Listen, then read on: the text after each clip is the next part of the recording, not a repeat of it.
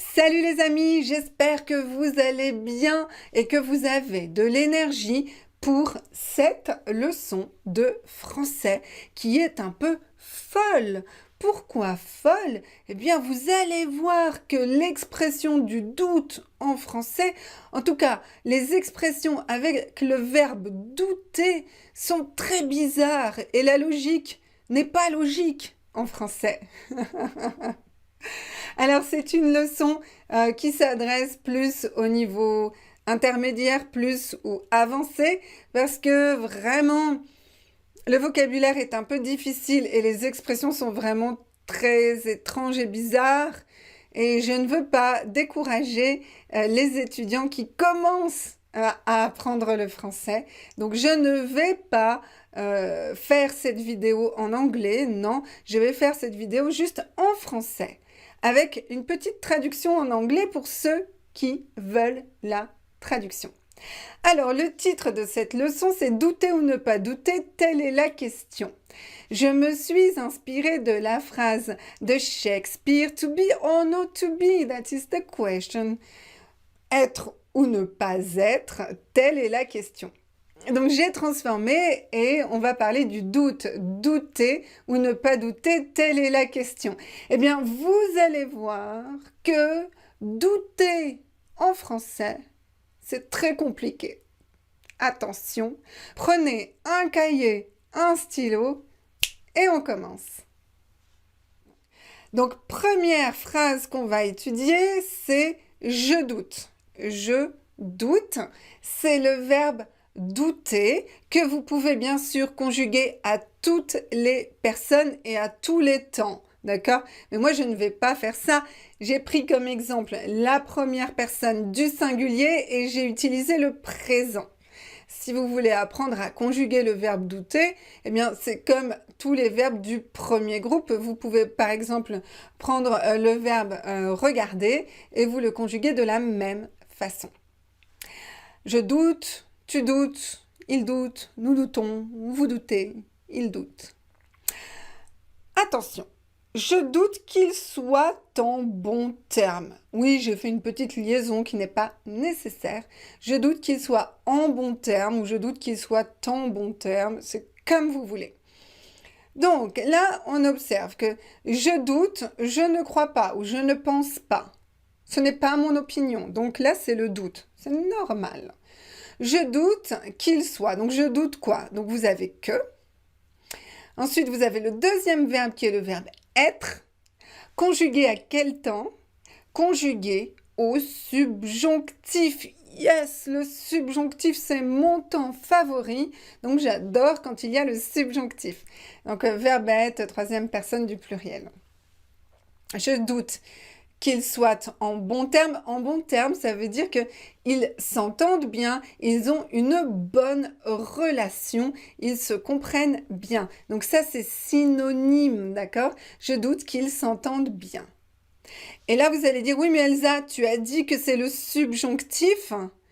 Mais là, ce n'est pas le subjonctif. Mais si, c'est le subjonctif.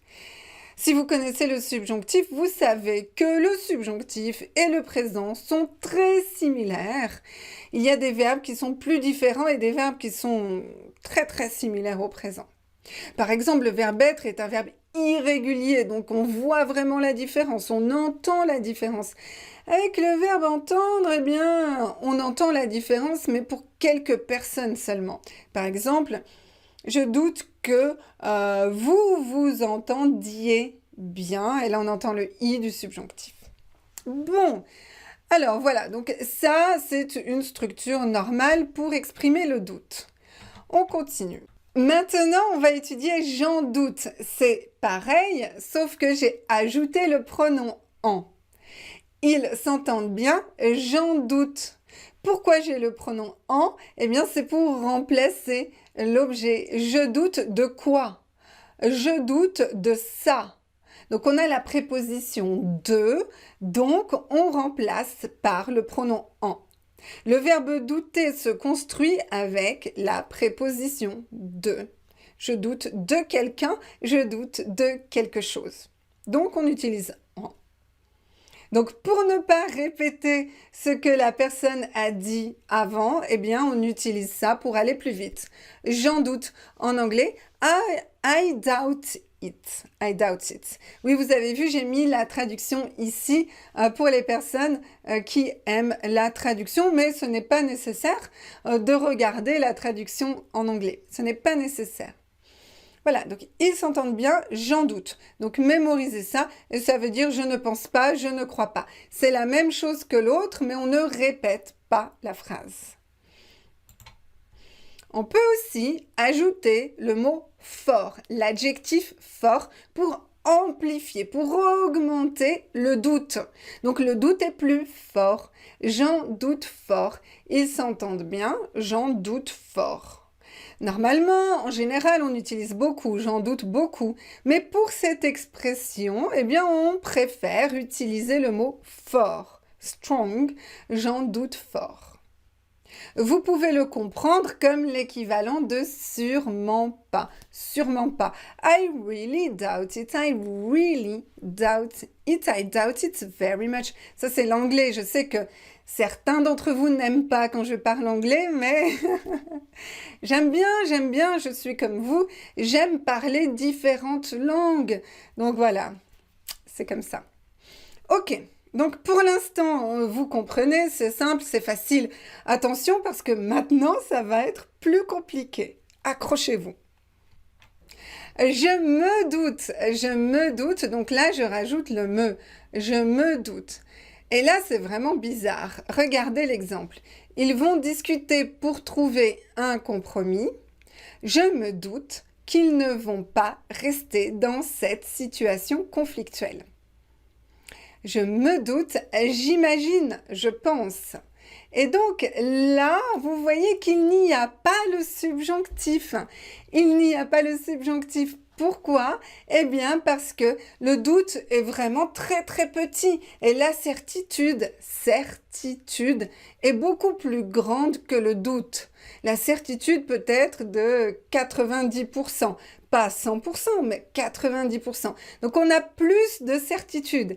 Et quand on a la certitude, on utilise l'indicatif, on n'utilise pas le subjonctif. Donc, vous voyez, même en anglais ici, I'm pretty sure. Donc vraiment, on a quelque chose qui est très certain. Très certain. Alors pour vous, c'est un peu bizarre. J'utilise le verbe douter, mais j'exprime quelque chose qui est très certain. Bah oui, c'est comme ça. C'est pour ça, c'est un peu bizarre. Donc, je vous explique. Ils vont discuter. Discuter, c'est parler ensemble. Ne confondez pas avec le verbe se disputer. Se disputer, to fight, c'est différent de discuter, parler. Donc, ils vont parler pour trouver un compromis. Un compromis, c'est une solution qui est bonne pour les deux personnes. Et puis ensuite, ils ne vont pas rester dans cette situation conflictuelle. Ça, c'est l'adjectif qui est au féminin, où il y a des conflits, des bagarres, de la bataille. Voilà, donc on utilise le mot conflictuel, d'accord, qui est problématique. Voilà, je me doute. Bizarre, hein. Je me doute bien, eh bien là, on augmente encore la certitude. On n'augmente pas le doute, on augmente la certitude. Regardez, l'équivalent, c'est sûr. No doubt. No doubt en anglais. Ils vont discuter pour trouver un compromis. Je me doute bien qu'ils ne vont pas rester dans cette situation conflictuelle. C'est évident. Ben oui, c'est sûr, je me doute bien. Voilà. Donc, on exprime une grande certitude. C'est pas 100%. C'est pour ça qu'on utilise doute. C'est pas 100%. Mais c'est très proche de 100% de certitude. Donc voilà, c'est très bizarre d'imaginer qu'on utilise le verbe douter pour exprimer la certitude. Donc en fait, quand vous avez le verbe je doute, vous exprimez le doute. Et quand vous avez le verbe je me doute, vous exprimez quelque chose qui est plus certain. Donc les deux expressions sont presque contraires. Je doute, je me doute, c'est le contraire. Je doute. Non, je doute de ça. Oh, je me doute bien, oui, que c'est ça. Je me doute de ça. C'est le contraire. Après, à la fin de la leçon, comme d'habitude, je vais vous faire un récapitulatif pour que vous compreniez parfaitement. Soyez patient, on continue. Je veux vous montrer toutes les expressions. Il n'y en a pas beaucoup, mais quelques-unes. Je m'en doute bien. Je m'en doute bien, j'ai ajouté le pronom en. Donc c'est pour vous montrer qu'avec le verbe douter, c'est toujours le pronom en dans les deux situations. Ils vont se réconcilier, je m'en doute bien. I'm sure they will. Je m'en doute bien. Ça veut dire je suis sûre qu'ils vont se réconcilier. Ça, c'est bien. Et donc, le verbe se réconcilier est un verbe très intéressant. Ça veut dire qu'ils vont arrêter de se battre et qu'ils vont redevenir amis. Ils vont redevenir amis. Ça veut dire qu'ils étaient amis, ensuite ils se sont fâchés et ensuite ils vont redevenir amis. Voilà. Et puis c'est un verbe aussi, c'est un verbe pronominal. Hein. Vous connaissez les verbes pronominaux. Donc ils vont se réconcilier, tu vas te réconcilier, nous allons nous réconcilier. Donc vous devez transformer ça pour chaque personne. Donc pour il, c'est ce, pour nous, c'est nous. Vous connaissez les verbes pronominaux? Sinon, eh bien, regardez la leçon sur les verbes pronominaux.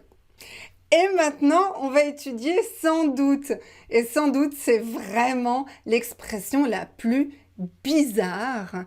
Pourquoi? Eh bien, parce que quand vous analysez sans doute, ça veut dire qu'il y a sans, en anglais on dit without, sans doute. Donc, normalement, ça voudrait dire qu'il n'y a pas de doute, donc que c'est certain. Et non, ce n'est pas ça.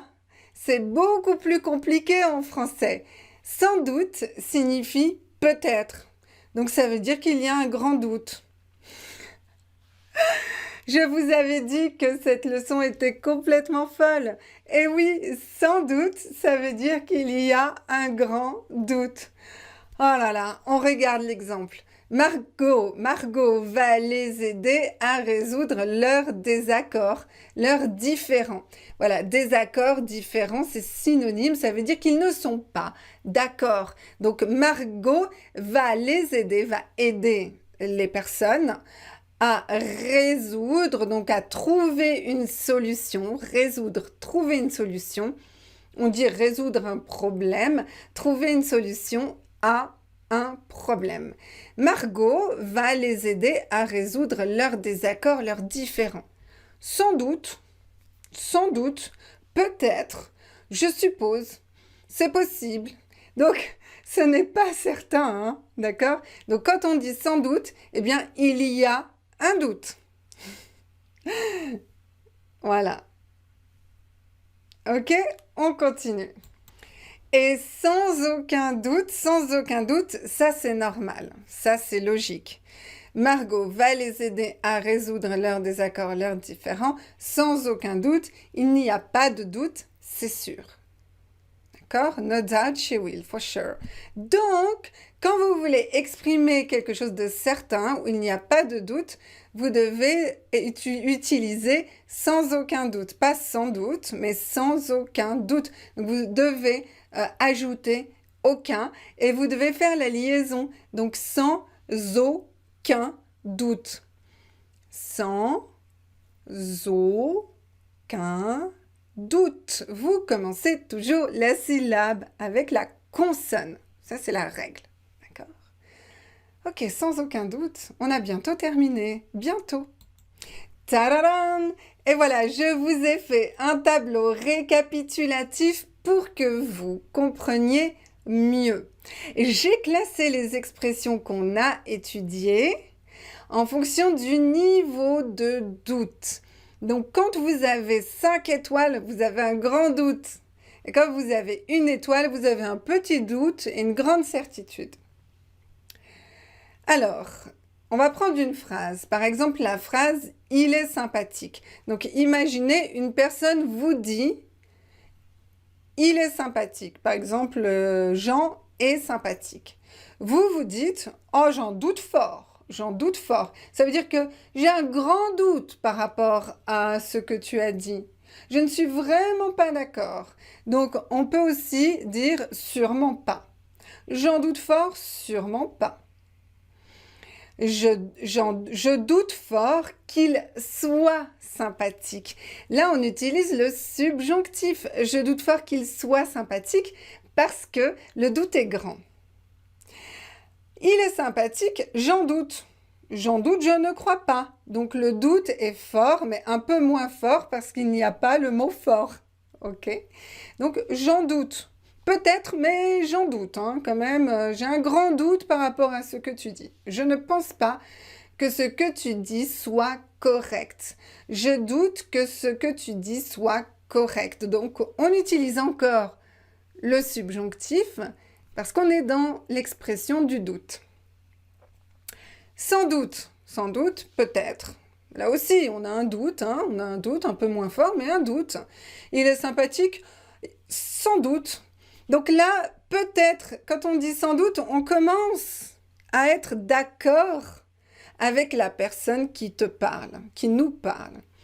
Il est sympathique, sans doute, peut-être. Peut-être que tu as raison, peut-être pas, je ne sais pas. Voilà, le doute est moyen. Sans doute. Sans doute qu'il est sympathique. Sans doute qu'il est sympathique.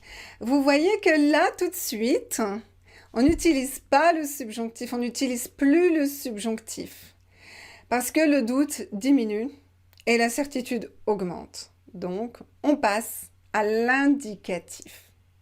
C'est peut-être un peu compliqué pour vous, mais vous allez vous habituer à ce concept.